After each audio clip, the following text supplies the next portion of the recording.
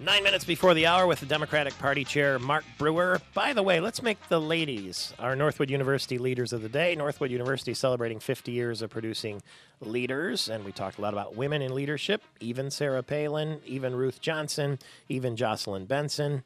Step right up, ladies. You're the Northwood University leaders of the day on this Grand Traverse Tuesday, brought to you by Grand Traverse Pie Company. 35 days left until the general election, Mr. Brewer, and there's some speculation in this morning's media about exactly how Mayor Bernero should present himself in the one debate in a couple of weeks. Should he be the tough guy? Should he be the angry mayor? Should he throw a curveball maybe and be warm and fuzzy and friendly?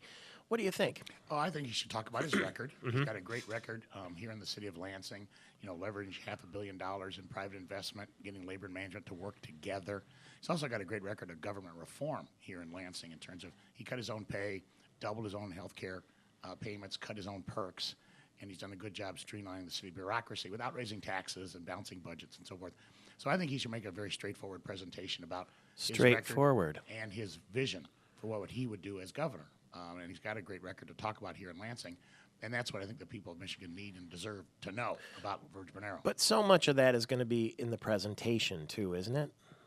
Well, I think that's right. But I think Verge does a really good job in terms of just talking about what his vision is like. I think people are looking for somebody with that kind of dynamism, somebody from outside the state government right now. They're looking for somebody like that. So I think he's got a great case to make, and this will be an opportunity for him to make that.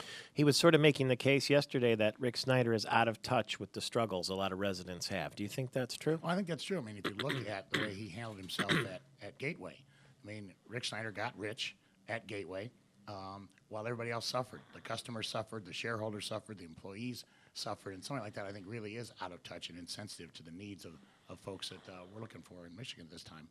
Mayor Bernero's been to the White House. If President Obama were to come to the state to campaign for him, would that be a positive or a negative? I think it'd be great. I think it'd be great. Is it possible? I think it's possible. The president's very popular among Democratic constituencies, particularly.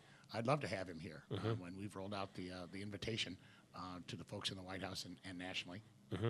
He is very popular, according to the polls that I'm looking at. People like him, but they're not so sure about the job he's doing. Well, look, we're 2 years into a project to try to undo the damage of 8 years of George Bush. I mean, this country was on the verge of a depression, middle of 2 costly wars. You can't change that, fix that overnight. I think he's making good progress at doing that.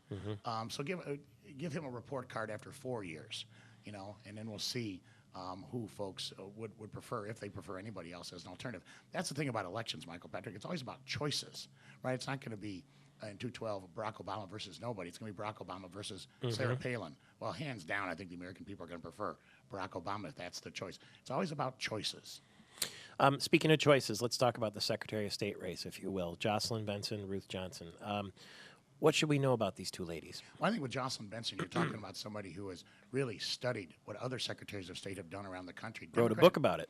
And wrote a book about it, Democratic and Republican. I mean, she approaches this from a very bipartisan, reform-minded approach in terms of lots of things that the Secretary of State's office can be doing, not just in the area of elections, you know, making it easier for people to participate and register to vote, but also customer service. I mean, she has really studied that office and brings a very fresh perspective to the office. In contrast to Ruth Johnson, who's really a Capitol insider, served in the legislature, you know, took advantage of all the perks and the pay increases and all those kinds of things.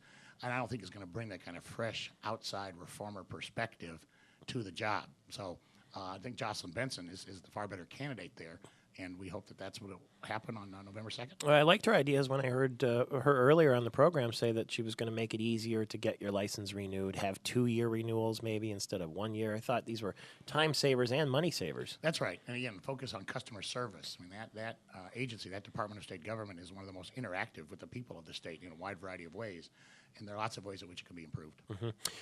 So what is keeping your attention? Some people say you're intensely focused on the Supreme Court races. Is that your bailiwick, having come from Harvard? My background has nothing to do with it. I really have to stay focused on across the ticket. I mean, I work every day with the governor, his gubernatorial candidate, Verge Bernero and his staff, Jocelyn Benson, David Layton, our Attorney General candidate. I was at his debate. I heard the feathers were flying over there. It was a very strong debate. I think David Layton made a very strong case. You know, he's the only prosecutor in the race. He's the only one with that kind of background as opposed to a soft on crime judge, which is what Bill Schuette has been. Our Supreme Court candidates, I work very closely with them. I'm seeing or talking to these candidates constantly because we help folks across the ticket. We're even working in local races, county commission races, municipal races.